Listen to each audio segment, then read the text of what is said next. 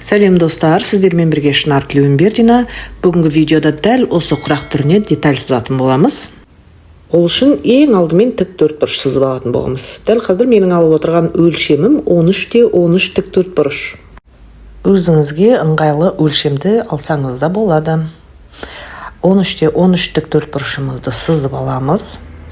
Кейін мына диагональды сызыққа қазір 5,5 сантиметр сызық сызатын боламын. Мінекей, видеоға мұқият болыңыздар.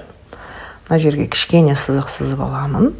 Кейін жоғары жақтан 5,5 сантиметрді өлшеп сызамын. Кейін төменгі жақтан 5,5 сантиметр өлшейтін боламын. Мінекей.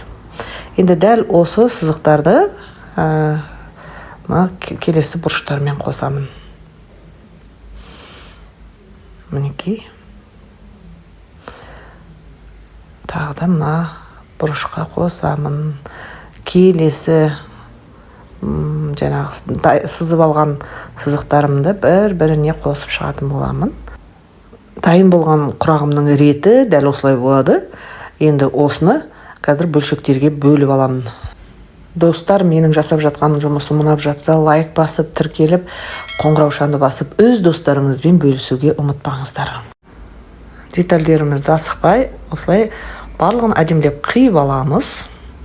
Кейін дәл осы детальдерді жұмыс барысында көп қолданатын болғандықтан қатты картондарға жабыстырып алуға кеңес беремін. Жалпы мен өзім дәл осындай моменттерде аяқ киім сақтайтын коробкаларды көп пайдаланамын.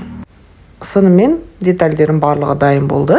Мұна ромбты айналдыра тұрған 4-3 бұрышым тең болғандықтан, одан бір деталь және мұна ромбтан бір деталь қатты қағазға жабыстырып алатын боламын.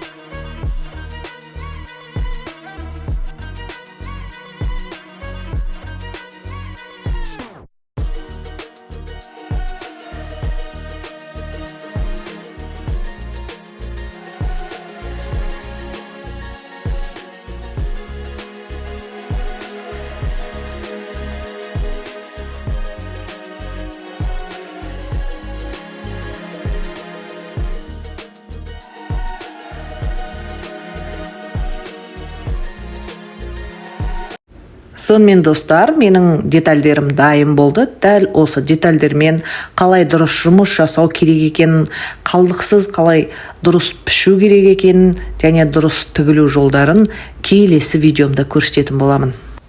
Әзірге тіркеліп, лайк басып, алдағы уақытта әдемі видеолар жіберіп алмау үшін қоңыраушаны басуға ұмытпаңыз. Назарларыңызға көп рахмет. Келесі видеода кездескенше.